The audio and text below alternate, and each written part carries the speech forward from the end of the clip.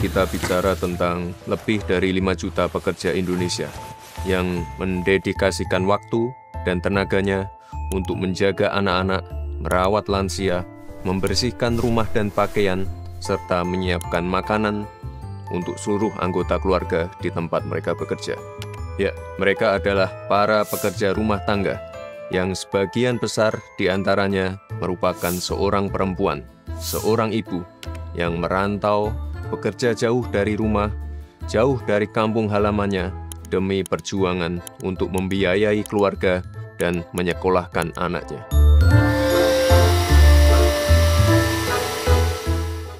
Suara mereka sering tidak terdengar, keluhan mereka juga sering terabaikan, sehingga tidak jarang dari mereka harus bekerja tanpa kenal waktu, mendapat gaji yang kurang layak, serta mendapat kekerasan verbal maupun fisik. Manajemen perekrutan yang tidak sepenuhnya melalui lembaga-lembaga kredibel membuat tidak adanya perlindungan dan perjanjian kerja yang jelas.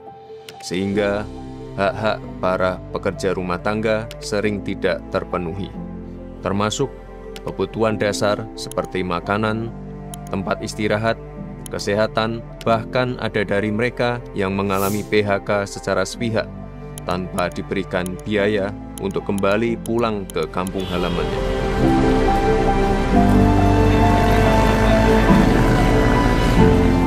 Namun demikian, perbaikan di sisi tata kelola lembaga penyalur juga perlu untuk ditingkatkan untuk menghindari terjadinya pemotongan gaji secara berlebihan terhadap para pekerja, penahanan ijazah serta KTP para pekerja, ataupun melakukan tindakan-tindakan yang merugikan pemberi kerja, seperti meminta pekerja kabur atau berhenti setelah masa percobaan terlewati, sehingga pemberi kerja harus membayar kembali kepada lembaga penyalur jika ingin mendapatkan pekerja rumah tangga lagi. Lembaga penyalur harus dapat memberikan pelatihan dan pembekalan dasar, seperti skill merawat anak, lansia, memasak, bahasa, menjaga kebersihan diri, etos kerja, menggunakan peralatan elektronik standar kerumah tanggaan, dan lain sebagainya.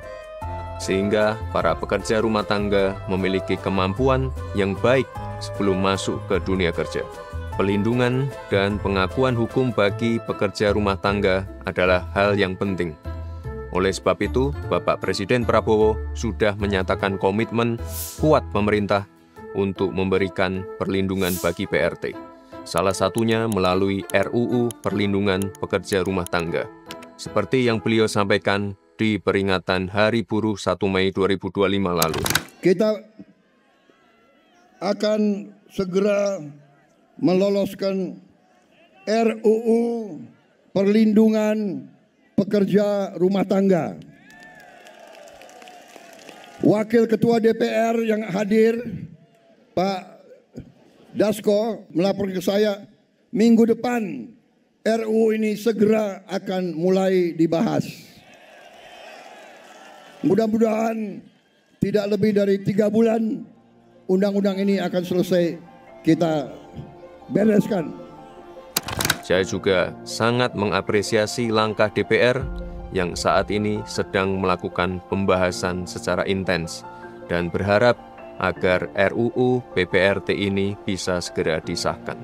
Karena RUU PPRT bukan hanya sekumpulan pasal, bukan hanya sekedar produk hukum, tapi lebih dari itu, ini adalah bentuk penghargaan, pelindungan, dan keadilan.